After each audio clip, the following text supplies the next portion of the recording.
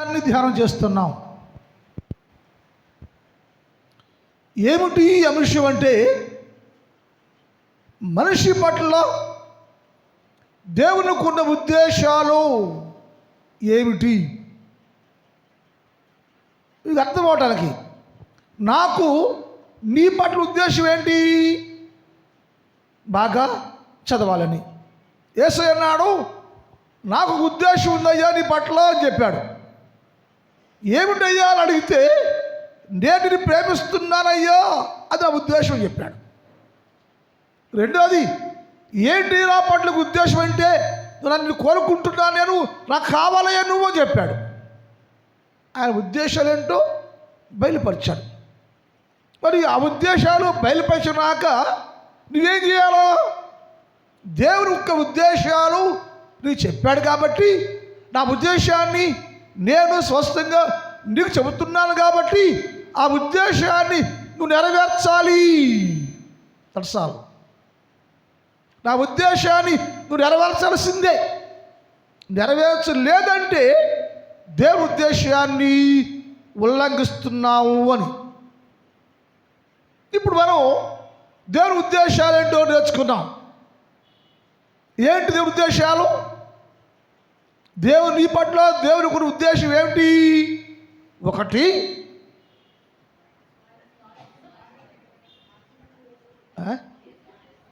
యేసుక్రీస్తు ప్రభు యొక్క స్వరూపంలోకి నువ్వు మార్చబడాలి అనేది దేవుని ఉద్దేశం. రెండోది, పట్ల దేవునికి ఉన్న మరొక ఉద్దేశం ఏంటంటే, నీవు తాను సృష్టించిన ఈ సృష్టిలోనే నీవు ఒక ప్రథమ ఫలముగా ఉండాలి, శ్రేష్ఠుడిగా ఉండాలి, జ్యేష్ఠుడిగా ఉండాలని దేవుని ఉద్దేశం. మూడోది, నీవు దేవుడు కలిసి నడవాలని దేవుని ఉద్దేశం. మూడు చెప్పే మనం. ఈ మూడింట్లో వచ్చి రాత్రి దేవుడితో కలిసి నడవాలని దేవుని ఉద్దేశం అయితే, ఆయనతో కూడా కలిసి నడవాలంటే పరిపూర్ణ పరిశుద్ధులుగా ఉండాలి, నిందారహితులుగా ఉండాలి, నీతిమంతులుగా ఉండాలి. అలా జీవిస్తూ నడిస్తే ఆయన నీవు కలిసి ప్రయాణము చేస్తారు. ఎక్కడికంటే తన గూటికి. మేఘం వలె గువ్వ తన గూటికి ఎగసిపడుచుండెను, నడుస్తూ ఉండెను, పరిగెత్తుతూ ఉండెను. ఎక్కడికయ్యా అంటే, మేఘం ఎంత స్పీడ్గా ఉందో, మేఘం ఎంత ప్రవర్తనగా వెళ్తుందో, అలాగే నేను కూడా క్రీస్తు యేసు ప్రభువుతోటి కలిసి నడవాలని ఎగసిపడుతున్నానయ్యా అని లేఖనాల్లో ఉంది. అంటే దేవుని ఉద్దేశాలు నెరవేర్చాలి మనం. ప్రతి సంఘం, ప్రతి విశ్వాసి యేసుక్రీస్తు ప్రభు యొక్క ఉద్దేశాలు నెరవేర్చకపోతే నీకు దేవునికి సంబంధమే ఉండదు. నీవు దేవునికి సంబంధం కలిగి యేసుక్రీస్తు రాజ్య వారసులు కావాలంటే నువ్వేం చేయాలంటే, దేవుని యొక్క ఉద్దేశము నా పట్ల ఏమై ఉందో గ్రహించి దాని ప్రకారం జీవిస్తూ ఉంటే అప్పుడు నీవు దేవుడు కలిసే ఒకే చోట ఉంటారని లేఖనాల్లో రాయబడి ఉంది. ఆ పాఠాన్ని రాత్రి నేర్చుకున్నాం మనం. మీరు ఒక ప్రశ్న, దేవుని ఉద్దేశాలు నేను నెరవేరిస్తే ఏంటయ్యా లాభం నాకు అని ప్రశ్న వేస్తే, నేను నీ ఉద్దేశాలు నెరవేరిస్తే నాకేంటయ్యా లాభం? దేవా, నీ ఉద్దేశాలు నెరవేరిస్తే నాకేంటయ్యా లాభం? అయ్యగారండి, నీ ఉద్దేశాలు, నీ కోరికలు తీరిస్తే నాకేంటయ్యా లాభం అనుకుంటున్నావా? దేవుడు అన్నాడు, నా ఉద్దేశాలు నెరవేర్చే వారికి ఆయన బహుమానిస్తూ ఉంటా.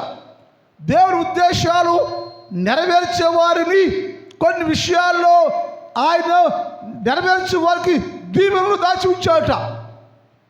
దావీదు అడిగాడు, దేవా, నేను చాలా ఇష్టడు కదా నీకు, నీ ఉద్దేశాలు మొత్తం నేను నీ ఉద్దేశాలు మొత్తము నేను తప్పకుండా నెరవేర్చానయ్యా. నీ ఉద్దేశాలు మొత్తాన్ని ప్రతిరోజు నేను నెరవేరుస్తూనే ఉన్నానయ్యా. ఏంటయ్యా మరి లాభం అంటే దేవుడు చెప్పాడు, దావీదు నీ కొమ్ము హెచ్చించబడును. నన్ను ప్రేమించి నా మాట విని నా ఉద్దేశాలు గౌరవించి నా ఉద్దేశాలకు లోబడి నా ఉద్దేశాలు నెరవేరుస్తున్నా కాబట్టి నా ఉద్దేశాన్ని ఎరిగి ఉండి నీవు నా ప్రతి ఉద్దేశాన్ని నీవు నెరవేరుస్తున్నావు కనుక నీ పట్ల నేను గొప్ప ప్రణాళిక కలిగి ఉన్నానయ్యా అన్నాడు. 92వ కీర్తన 10వ చూద్దాం. 92వ కీర్తన 10వ వచనం. గురుపోతు కొమ్ము వలె నీవు నా కొమ్ము పైకెత్తావయ్యా అని అడిగాడు. నేను నీ ఉద్దేశాలు నెరవేరుస్తున్నాను కదయ్యా. నెరవేరుస్తూ ఉంటే నాకేంటి లాభం? నీ ఉద్దేశాలు నెరవేర్చి నేను ప్రేమిస్తే నాకేంటి లాభం అని అనుకుంటున్నావా? నన్ను ప్రేమిస్తే లాభం ఉంది, దీవెన ఉంది, మోక్షం ఉంటుంది, ఎక్కడ పోడే అవకాశమే లే. అందుకని నీవు అయ్యా నా ఉద్దేశాలు నెరవేరుస్తున్నా కాబట్టి దావీదు గుర్రుపోతు కొమ్మ వలె నీవు నా కొమ్ము పైకెత్తావయ్యా అడగ్గాని చెప్పు దేవుడు, దావీదు నిన్ను నేను గొప్ప చేస్తున్నా, దీవిస్తున్నా, అభిషేకిస్తున్నా. గుర్రుపోతు కొమ్మ వలె నీ కొమ్ము నేను హెచ్చించు ఇస్తున్నా. దీవిన మేలు సహాయము నీకు నేను కలుగా చేస్తున్నానయ్యా. అక్కడ ఏంటంటే గురిపోతు కొమ్ము అంటే దేని గుర్తు అయ్యా అంటే కొమ్ము అధికారాన్ని గుర్తు. కొమ్ము అధికారాన్ని గుర్తు. ఎవరు దేవుని ఉద్దేశాలు నెరవేర్చేవారుగా ఉంటారో వారికి ఒక అధికారం ఇవ్వబడింది. నీకు ఒక అధికారం ఇవ్వబడుతుంది. అది సంఘములోనో, దేశంలోనో, రాష్ట్రంలోనో, సన్నిధిలోనో, ఎక్కడైనా సరే నా దేవుడు గొప్ప అధికారము నీకు అనుగ్రహించును. ఎప్పుడయ్యా అంటే నా ఉద్దేశాల్లో నువ్వు నెరవేర్చేవారుగా ఉంటే నేను నిన్ను నీ కొమ్ముని హెచ్చిస్తున్నా. కొమ్ము అంటే అధికారాన్ని గుర్తు. నీకు ఒక గొప్ప అధికారము నేను నీకు ఇస్తున్నానయ్యా. ఎక్కడయ్యా అధికారం? ఎక్కడ అధికారం అయ్యా అంటే జకర్యా గ్రంథం 3వ అధ్యాయం 7 చూద్దాం. జకర్యా 3:7.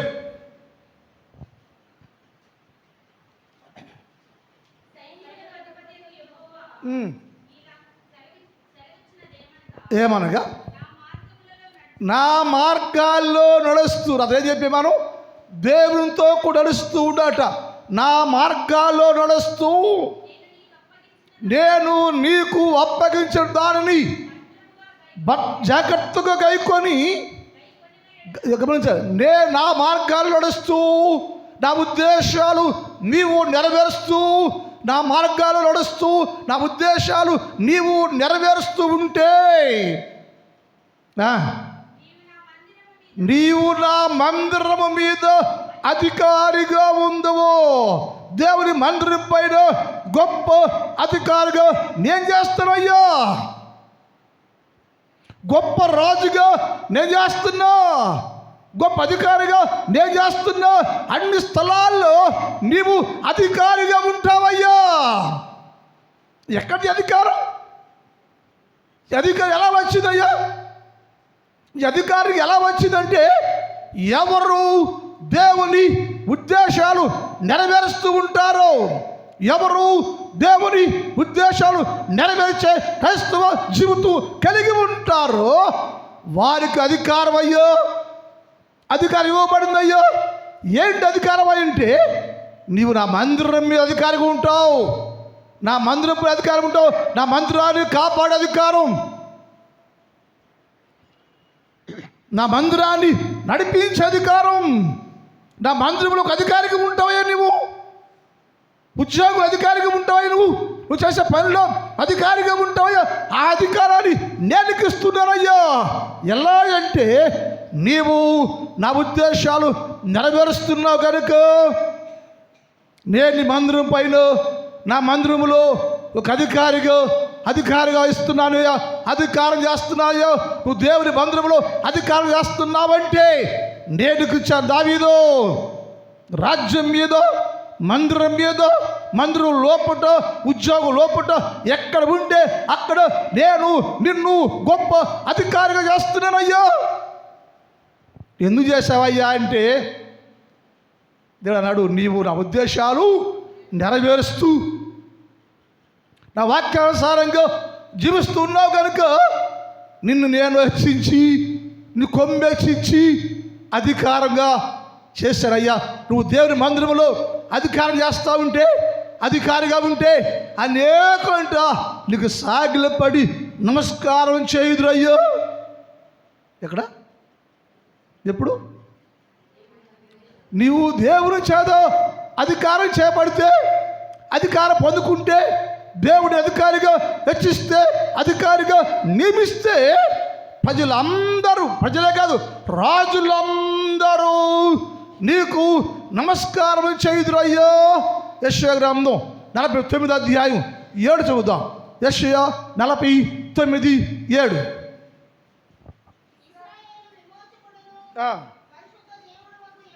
పరిశుద్ధ దేవుడు యెహోవా మనుషుల చేత నిరాకరించబడిన వాడును, జనులకు అసహ్యుడును.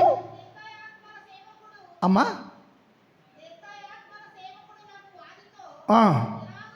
ఇలా సెలవిచ్చాను, యెహోవా నమ్మకమైన వాడనియు ఇశ్రాయేలు పరిశుద్ధ దేవుడు నిన్ను ఏర్పాటు చేసుకున్నాడు. ఏంటంటే ఏం చేశాడంట? రాజులంటే అధికారం వచ్చి అధికారం చేస్తుంటే ఎక్కడయ్యో అధికారం, ఎక్కడయ్యో ఈ అధికారము నీకు ఎవరు ఇచ్చారయ్యో? అధికారిగా నిన్ను ఎవరు నియమించారని రాజులందరూ అనుకుంటాడు. ఏమని? వారి దేవుడు వారిని ఎన్నుకున్నాడయ్యో, వారి దేవుడు వారిని కోరుకున్నాడయ్యో, వారి దేవుడు వారిని ప్రేమించాడయ్యో. వారు కోరుకుని, వారిని ప్రేమించి, వారందరూ ఆ దేవుడి ఉద్దేశాలు నెరవేరుస్తున్నారు కాబట్టి ఆ వారి దేవుడయ్యో, పరిశుద్ధుడైన వారి దేవుడు వారిని ఏర్పాటు చేసుకొని, ఎన్నుకొని అధికారం ఇచ్చాడయ్యో. అందుకని ఎవరంట? దేవుడు నీకు అధికారం ఇస్తే నీ పై అధికారులు ఎవరంట? నీ పై అధికారులు నీకు నమస్కారం చేయుదురు. హల్లెలూయా, హల్లెలూయా. అనామకులు మనం, అయోగ్యులు మనం.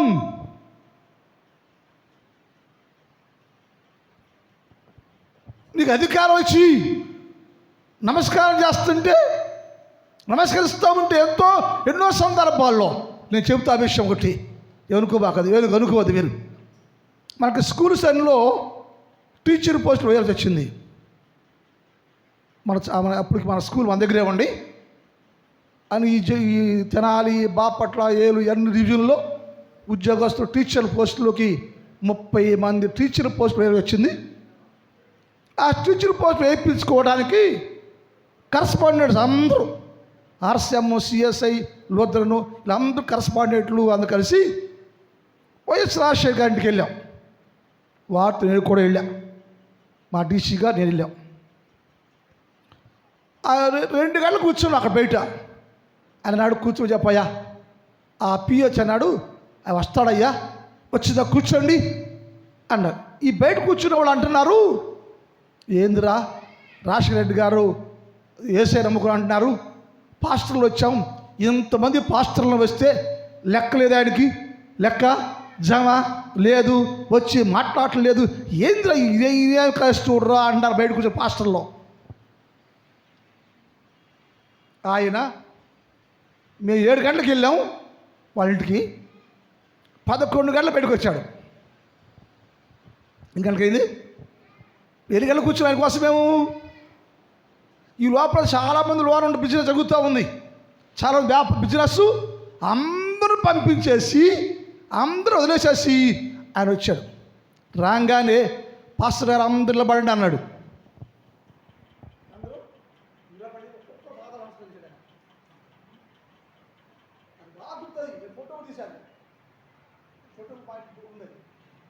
ఆయన వచ్చి పాస్టర్ గారికి పాదాలకి నమస్కారం చేస్తున్నాడు. ఎవరైనా ముఖ్యమంత్రి అధికారి ఎవరికి? మీ దృష్టిలో పాస్టర్, మీ దృష్టిలో ఆయన వచ్చి ప్రతి పాస్టర్ గారికి కాళ్ళకి నమస్కారం చేసుకొచ్చాడు. 100 మంది, మేము 200 మంది, మేము 200 మందికి నమస్కారం చేశాడు. వాక్యం చెప్పింది, అధికారులు నీకు నమస్కారం చేస్తావయ్యా. ఎవరయ్యా నువ్వు? అనామకున్నయ్యా. ఎవరవయ్యా నువ్వు? దేవుని చేత అధికారిగా నియమించబడిన నీకయ్యా. దేవుడయ్యా రాజులను అధికారులు వచ్చి నీ కాళ్ళకాడ నమస్కారం చేసేవాడిగా చేస్తాడయ్యా. ఎప్పుడయ్యా? ఎప్పుడు? దేవుని ఉద్దేశాలు నెరవేరిస్తే. మనుషుడు దేవుని ఉద్దేశాలు నెరవేర్చేవారిగా ఉంటే, దేవుని చిత్తానుసారం జీవిస్తూ ఉంటే, దేవుని కోరికలు తీర్చేవారిగా నువ్వు ఉంటే, దేవుని వాక్యాల జీవితం కలిగి ఉంటే, నా దేవుడు నిన్ను హెచ్చిస్తూ ఉంటే, అధికారం ఇస్తే ఆ అధికారి నువ్వు ఉంటా ఉంటే, రాజు నీకంటే పై అధికారులు, నీకంటే పైన ఉన్నవారు వచ్చి నీ పాదాల దగ్గర నమస్కారం చేసి గొప్ప ఆధిక్యత అధికారాన్ని నా దేవుడు నీకు ఇచ్చునుగాక, నా సంఘానికి ఇచ్చునుగాక, ప్రతి విశ్వాసి అలా హెచ్చించబడునుగాక. అదే 23 చదువుమా, 49, 23 చదువుదాం. అది ఏం చెప్తారు అంటాడు? ఒకటేమో అధికారులు వచ్చి నీకు గౌరవిస్తారు, రెండోది అదే రాజు నిన్ను పోషించును. హల్లెలూయా, హల్లెలూయా. అదే రాజు అయితే నీ నమస్కారం చేశాడో ఆ రాజు దేవుడు ప్రేరేపించి నిన్ను పోషించేవాడుగా నీ పోషకుడుగా ఆయన నియమిస్తాడంట. ఎవరికి? ఎవరు దేవుని ఉద్దేశాలు నెరవేరుస్తారో, ఎవరు దేవుని వాక్యం ప్రకారం జీవిస్తూ ఉంటారో వారిని పోషించడానికి రాజులను నియమించాడు, ఏర్పరిచాడు. అంటారంట రాజులు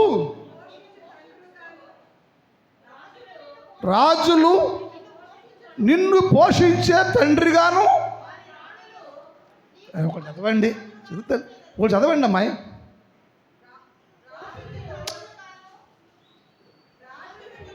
ఒకళ్ళు చదవండి. ఏమి చదువుతున్నారు ఏంటో నాకు అర్థం కాదు.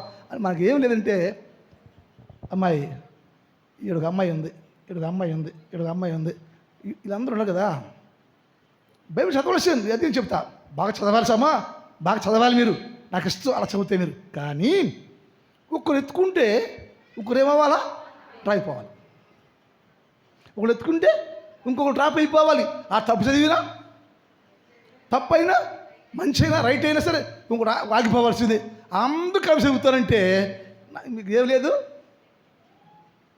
డిసిప్లిన్ లేదు. అంటే ఎందుకు డిసిప్లిన్ లేకపోతే కాడవేడు ఈడు పరిగమాలుడు. ఏమంటా తల్లి? ఈ పరిగమాలుడికి ఏం తెలియదంట, నేర్పటం తెలియదు. వాక్యం అంటుంది, అవారి రాడులు అబ్బా ఎంతంట, వాళ్ళేమో భోజనం పెడతారంట, రానేమో నీకు పాలు ఇచ్చుదంట. ఆహారము, పాలు, పానీయం. ఆహారము, పాలు, పానీయాన్ని ఎవరు ఇస్తారు నీకు? నీ పై అధికారులు ఇస్తున్నారంటే అర్థం ఏంటంటే, నీ పై అధికారులు డ్యూటీకి వెళ్తారు.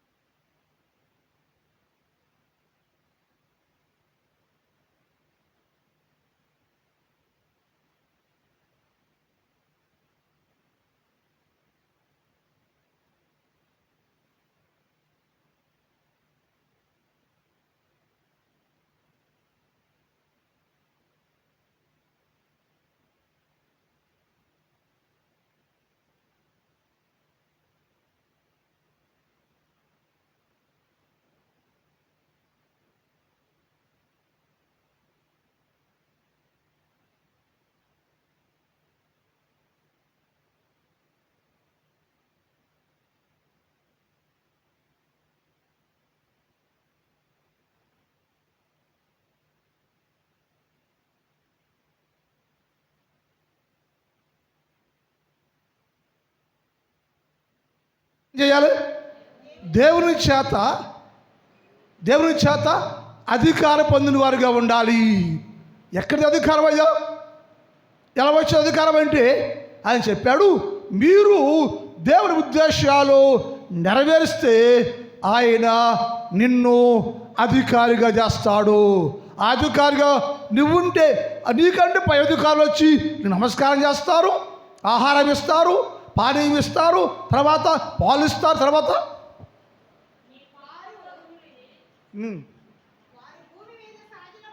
వారు భూమి మీద సాగిలపడి నీకు నమస్కారం చేయుదురు అయ్యా.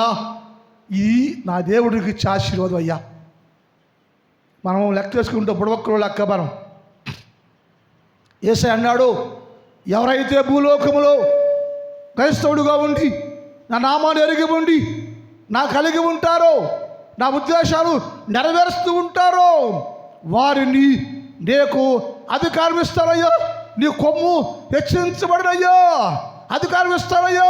నిన్ను అధికారం చేస్తే రాజులు సైతము రాణులు సైతము నీకు నమస్కారం చేస్తారు, గౌరవిస్తారయ్యా.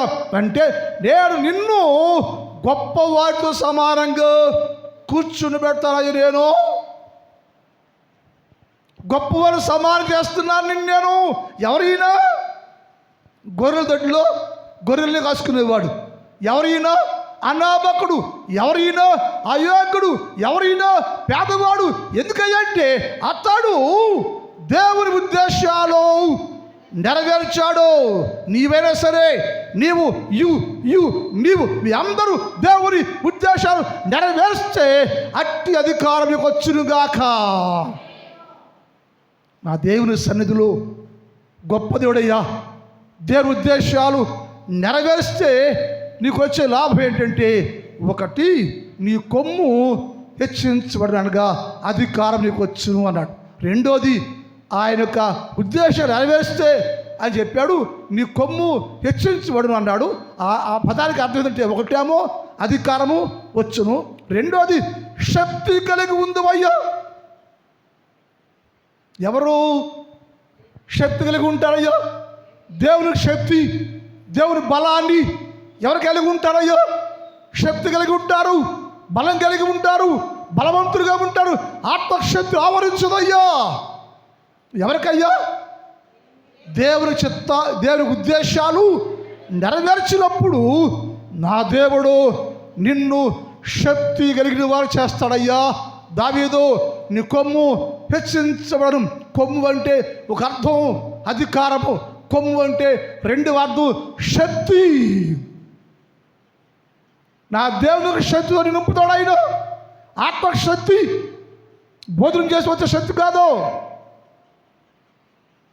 ఆత్మశక్తి, ఆత్మ ప్రభావం. యెహెజ్కేలు గ్రంథం 33:22 చదువుదాం. యెహెజ్కేలు 33:22 చదువుదాం.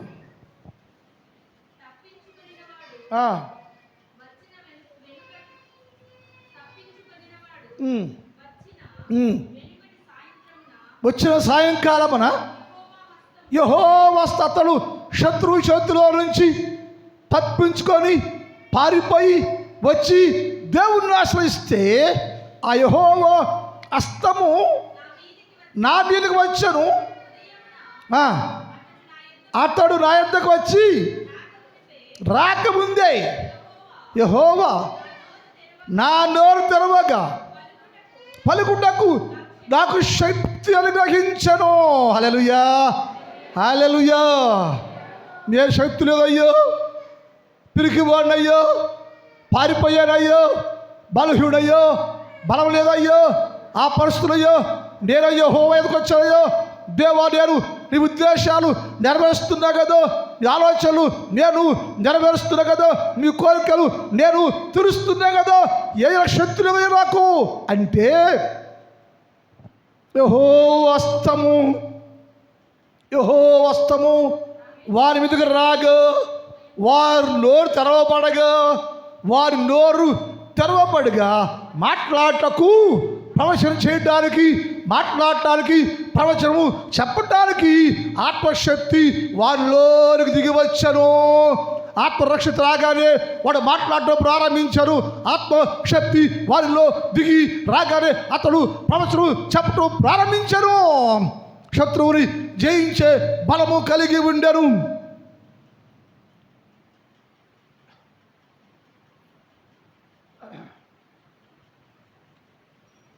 శత్రువు యొక్క బలము ఓడించి గెలిచే బలాన్ని నా దేవుడు నీకు అనుగ్రహించాడయ్యా. శక్తి అది చేశాడు. మీరందరూ యెరూషలేములో నిలిచి ఉండడయ్యో, మీరందరూ యెరూషలేములో నిలిచి ఉండడయ్యో.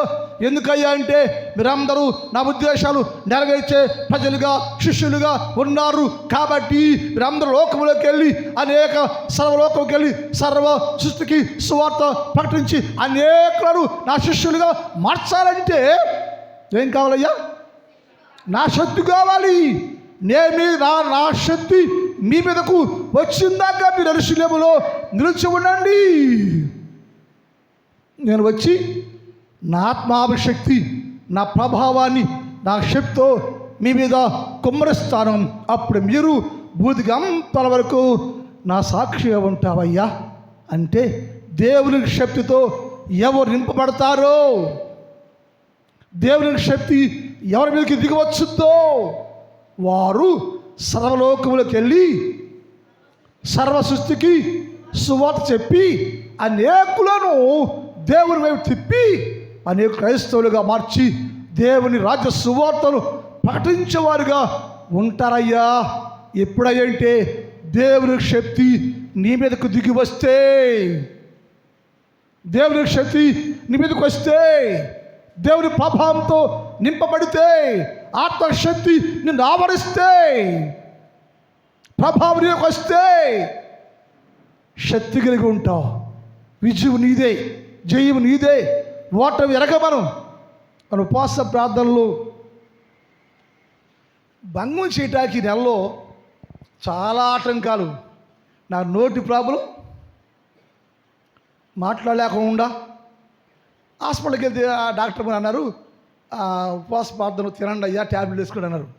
నేను చెప్పాను, నా కోసం నా సంఘములో ప్రార్థనా యోధులు ప్రార్థన చేస్తున్నారు. నా సంఘములో మంచి ప్రార్థనా పరులు భక్తులు ఉన్నారయ్యో. ఆ ప్రార్థన యోధులు నా కోసం ప్రార్థన చేస్తున్నారు. నేను మాట్లాడతానండి. లేదులే తినకూడదు, ఏంటిది అట్లా ఉపవాసం ఉండకూడదు, తిని ట్యాబ్లెట్ వేసుకోవాల్సిందే, లేకపోతే పొన్ను గుచ్చుకుంది కాబట్టి గాయమైంది, అక్కడ ఇబ్బంది పడుతుంది చెప్పారు.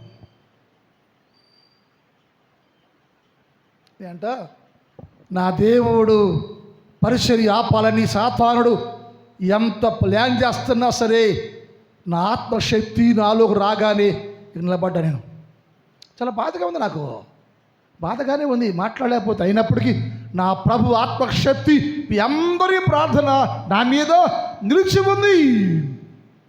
ఆత్మశక్తి నా మీదకి వచ్చింది.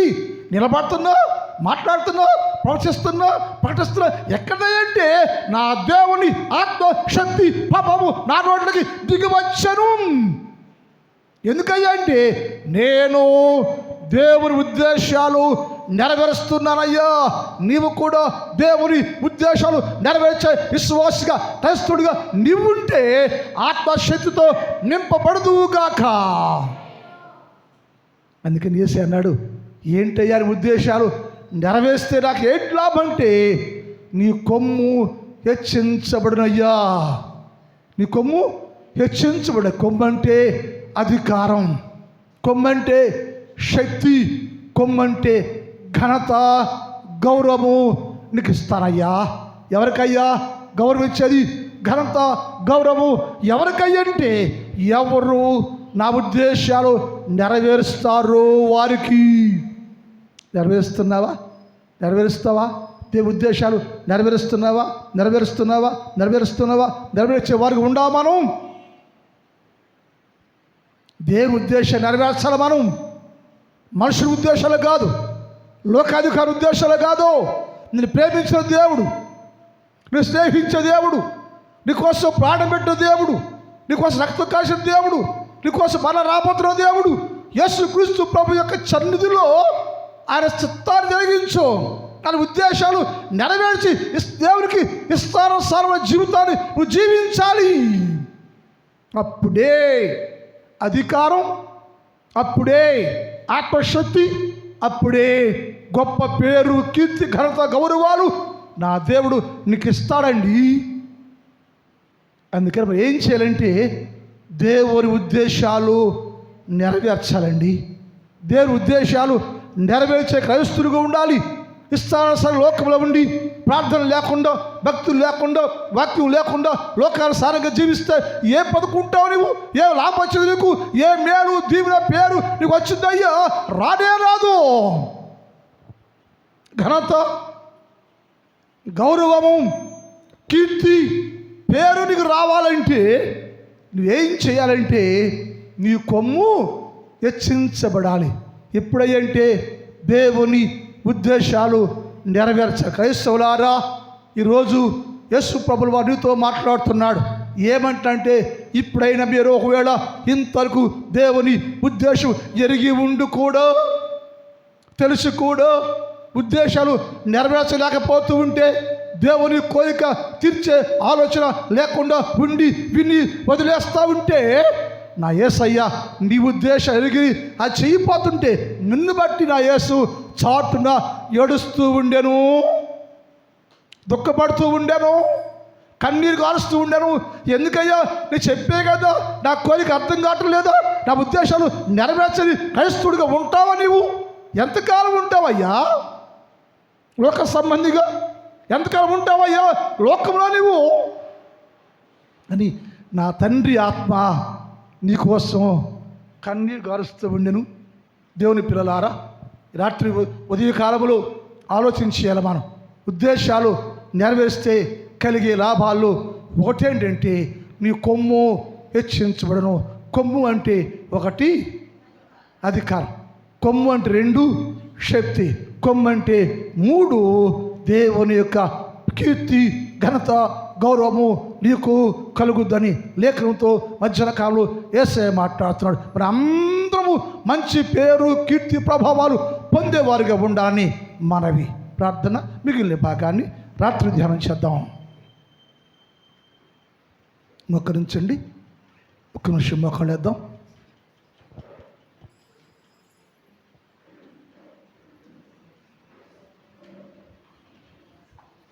మోకరించండి, ప్రార్థన చేసుకోండి, ప్రార్థన చేయండి, ప్రార్థన చేసుకోండి, ప్రార్థన చేసుకోండి అమ్మా, ప్రార్థన చేసుకోండి, ప్రార్థన చేసుకోండి. ఒక్క నిమిషం ప్రార్థన చేసుకోండి. యేసయ్యా, నీ ఉద్దేశాలు నేను నెరవేరుస్తానయ్యా. నీ ఉద్దేశాలు నెరవేర్చే విశ్వాసిగా